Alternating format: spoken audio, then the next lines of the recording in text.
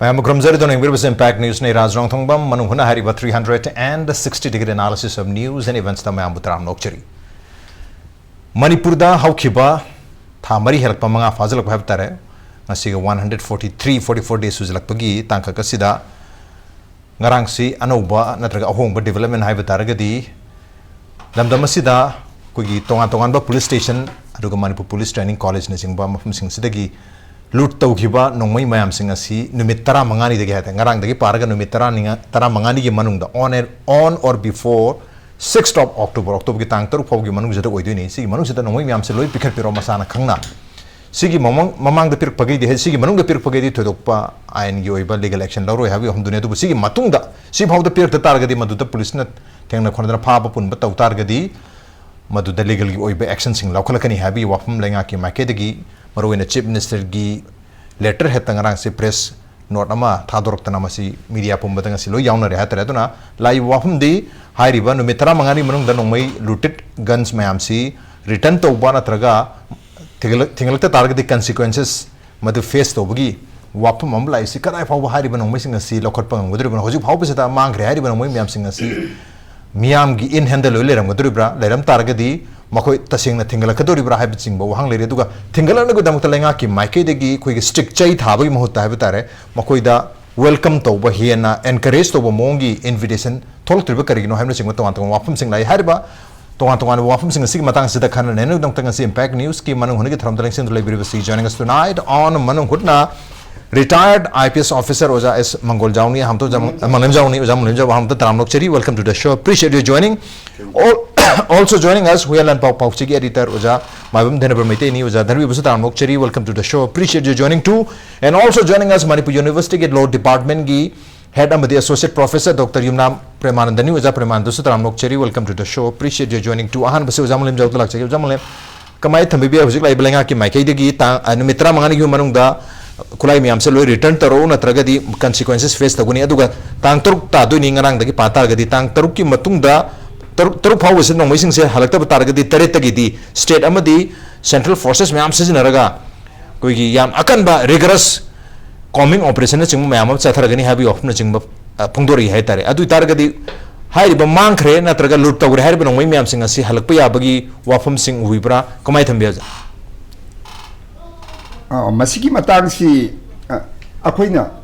ozi oiriba condition asida sumna leibe yaroi dabanina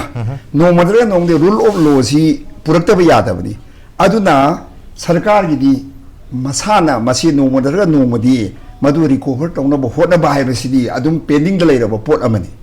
hosi akoi la oiriba situation sina hatu yaba yadaba iduna tongan kre adu asidi no madra no madi maduda laktragadi Akoi Sigi Pimam the Sumladi in a state of anarchy. Kadaida, Lueno Rosicanana, Paibano, Canana rule Toribano. Haidana, Adun Lak, the Lagadi, Adudi Yamna Karihaini, Madudi Queen Sanabaya, Wafam Nati Hariba.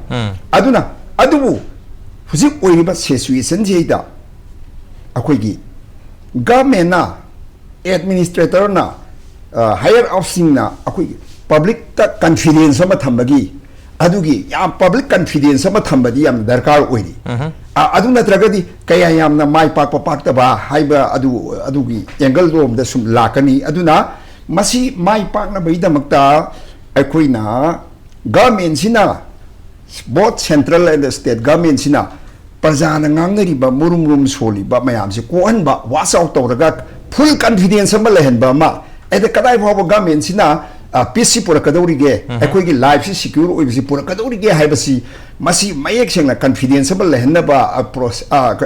Mayam Sanjala Badarka lay, Madame di Prazan was you, the Amna Amazu Tazan Tabaki Mongomata Leba. Adigi Amor others Haita, Masaki Equindi, my tasting now, Equi Puna Laminasi Hibani. I bet in Arang Hansangapa. Foreigner we would do my and the rules Laban and the rules Labanina. Adugi Makada Hado Kragazu, punishment Pirakat Hado Kragazu, Hana Laminarabasing deep Aquipuna separate administration Mohota Equi Manipuse to guide and a Kahin Puna Laminasi Hibani. Aduna Heidi Bang Saigi Makoina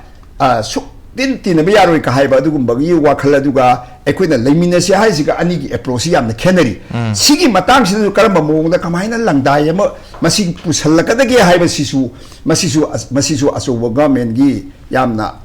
ꯇꯥꯁ ꯑꯆꯧꯕ ꯇꯥꯁ ꯑꯃ ꯑꯣꯏꯔꯤ ꯍꯥꯏꯇꯥꯔꯦ ꯍꯧꯖꯤꯛꯀꯤ ꯔꯥꯖꯅ ꯍꯪꯕꯤꯔꯤꯕ ꯋꯥꯍꯪꯁꯤ ꯍꯧꯖꯤꯛ ꯄꯣꯠꯁꯦ 15 daysꯀꯤ deadline ꯑꯃ ꯄꯤꯔꯦꯀꯣ ꯃꯁꯤꯗꯒꯤ ꯀꯥꯎꯟ ꯇꯧꯍꯧꯔꯦ ꯁꯤꯗ ꯃꯣꯏꯅ ꯍꯥꯏꯁꯤ ꯑꯩꯈꯣꯏꯒꯤ ꯑꯣꯅꯔꯦꯕꯜ ꯆꯤꯐ ꯃꯤꯅꯤꯁꯇꯔꯅ ꯍꯥꯏꯁꯤ ꯏꯂꯤꯒꯦꯜ ꯋꯦꯄꯟꯁ ꯍꯥꯏꯕꯅꯤ aduna lurisi illegal esi am pak chawe aduna illegal weapons haigadi masi illegal eba definition si akoina law da thibada akoi gi Indian Penal Code ki section 43 yaune ate dam to define tok de ko IPC ki section 43 si da illegal si define tok do ni on illegal si mana port ohum ni amana offense haba when offense ma crime tawrise si illegal ne haba da ani subadana act prohibited by law ne yada any action is illegal ne ahum subadana act which furnish civil action haba ko civil court ta chatlaga civil action to ya bagi room am piragadi si ahum sine illegal haise last ki du thamam maga ngasai port ani si Manipur mai lena re ngasai offense to ba crime to illegal ni adi amana ngasai gi any act this is prohibited by law haba law ne yada ba to ba si illegal ne ana sigi post de lagadi sidi adum chief minister na haidaga su adi order ta daga su si to hum thokpani sarkar gi thabak ne right illegal over port si weapon ji phagat pa aduga mafam jana thambai si moi gi to hum thok mathau ne adu tawri di khoi sarkar si mathau su tawruk tabi wari ne adu luri sina yes masi masana masi rule of law thamna hona bada sumba surrender taw natraga di madu mate action logani common operation tawgani si masi law de yenga dum tawba yare adu akoina hida yenga do si अखोगी स्वाइगी तम हाइतारे अखोगी इम्फान east गुम्बा waste गुम्बा बिसेमपुर गुम्बा अदगी दिसिगी अदे काक्सिंग गुम्बा अदे मोइरांग स्वाइददी दुम फागे गा सुदुम तलौना फाबा ngami mi sing se dum khulai si dum lokhat pa ngame aduga luri si yam maroi ba chusambu gumba kangpo bi gumba da si tobu ngam duri braw illegally potu yengadi moina pairi ba no machine illegal ngata ne ngarangi press release da policy all illegal weapons all illegal weapons and haragadi looted khatanatre loina budi singe adu ai wakhanda di misimaruina hoi police station sing Manipur force arms court ko the police department gi den pangai gi kari gi adu mo mayam lo yaw men khale min dong gi si all weapons and all illegal weapons haraga so maruina min dong gi si loot togim sing je potune ai masi number 1 da atai aina makha chatari ga masi weapons and haivani adu marudi yaude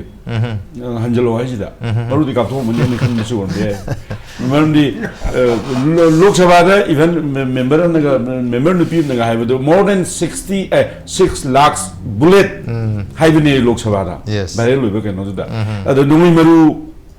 diam da bai natraga boom so haide ko weapon gada haya do hoi adom da yamna definition da chatraga adom na sat produ sumdi ada masi noi marudi haide noi marudi pi su adom mali man di weapon illegal weapon kan pi ro hai bani na noi marudi yauk de do noi marudi kap tho mani ba tha mari hinjal amni na kap tho na lor mani na adu su or me ya lakshan ningi point di ngarang chief minister gi si press release di hanaga so adi masi appeal ne lawi appeal kam warning gu mahagadra adaida sigi pochira no budate yes sidi kuire impal ista minister no so drop box ka thada berum gain to ba khoi theng na gre ko no mi kyam thadaram do ba amani adaida adagi den kendo si drop box sum lai gre adagi karim kan da khoi gi state force ki commando police MR IRB si combine ne lak ba central force yaw do ba karim pham da khoi theng na gre combing operation lak ba da kaim bhang dra ba